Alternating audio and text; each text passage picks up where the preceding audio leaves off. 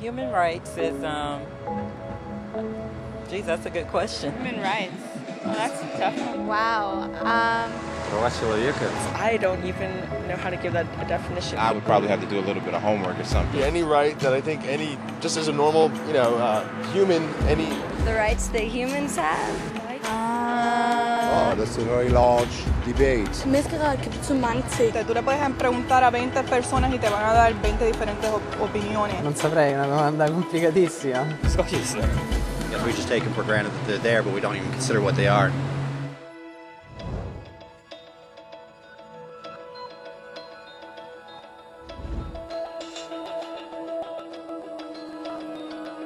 Human rights are the rights you have simply because you're human.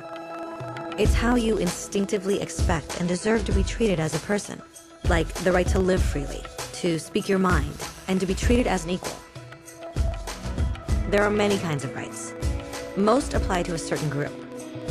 But human rights are the only ones that apply to absolutely everyone, everywhere. That means kids, old people, poor people, basketball players, garbage men, rappers, teachers, Africans, Indians, Albanians, Christians, Muslims, Kabbalists, atheists, your mom, your dad, your next door neighbor, and you all have the exact same human rights. In other words, they're universal. But the question remains, what are they? Name the human rights? What the human rights are? The right to live.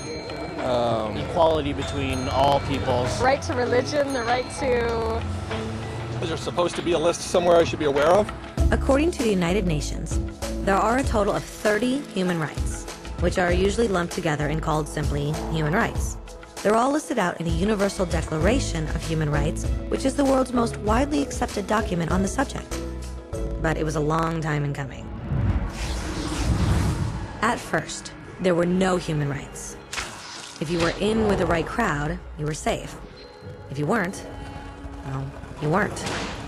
But then a guy named Cyrus the Great decided to change all that. After conquering Babylon, he did something completely revolutionary.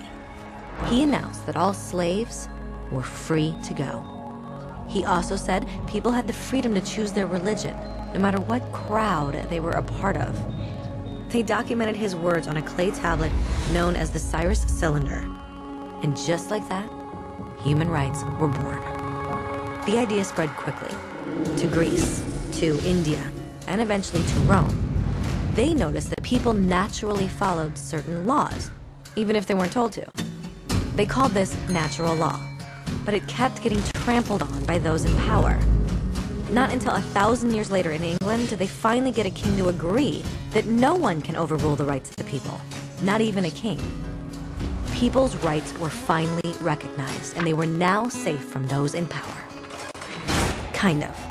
It still took a bunch of British rebels declaring their independence before the king got the point that all men are created equal. Which isn't to say he liked the idea, but he couldn't stop them, and America was born.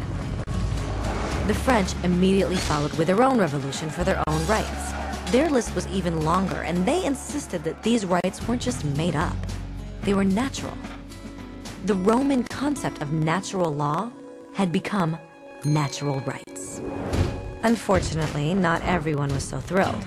In France, a general named Napoleon decided to overthrow the new French democracy and crown himself emperor of the world.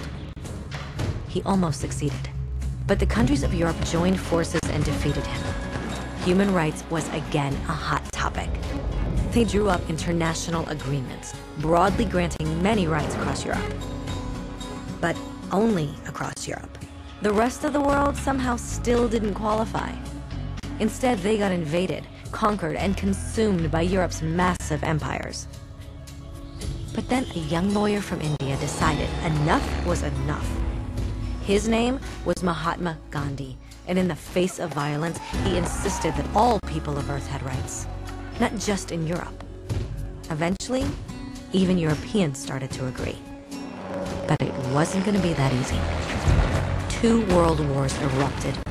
Hitler exterminated half the Jewish population of Earth in horrifying Nazi death camps. And all told, 90 million people died.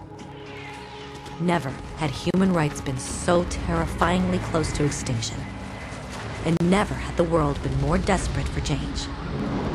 So the countries of Earth banded together and formed the United Nations.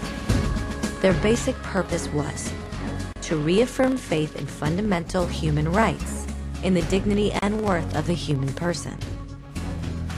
But what were human rights? Were they the proclamations of Cyrus, the natural laws of Rome, the declarations of France?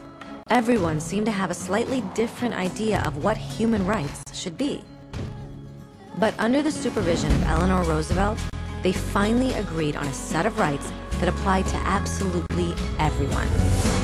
The Universal Declaration of Human Rights. The French concept of natural rights had finally become human rights. So, in summary, at first, only a few lucky people had any rights, until one of those guys decided, hey, other people should have some rights too, which was great, except not everyone agreed. And it only took a few thousand years of fighting and declarations and more fighting until everyone finally agreed that human rights should apply to everyone. And they all lived happily ever after. Except for one little problem.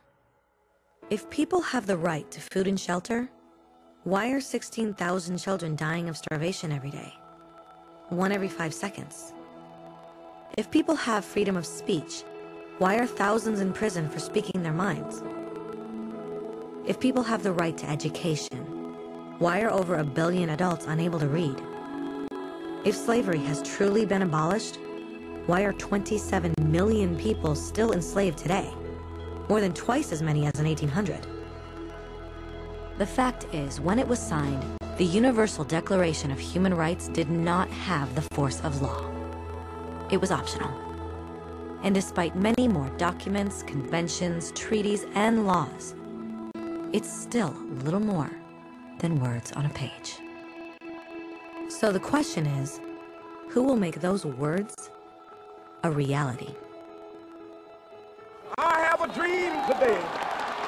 When Dr. King marched for racial equality, he was marching for rights that had been guaranteed by the United Nations for almost 2 decades. But still, he marched.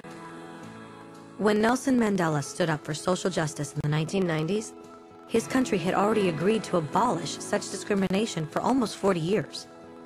But still, he fought. Those who fight today against torture, poverty, and discrimination are not giants or superheroes. They're people. Kids, mothers, fathers, teachers. Free-thinking individuals who refuse to be silent. Who realize that human rights are not a history lesson. They're not words on a page. They're not speeches or commercials or PR campaigns. They are the choices we make every day as human beings. They are the responsibility we all share to respect each other, to help each other, and to protect those in need.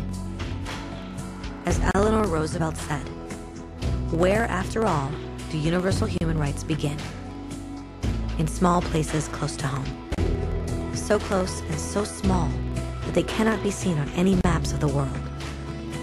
Yet they are the world of the individual person, the neighborhood he lives in, the school or college he attends, the factory, farm, or office where he works.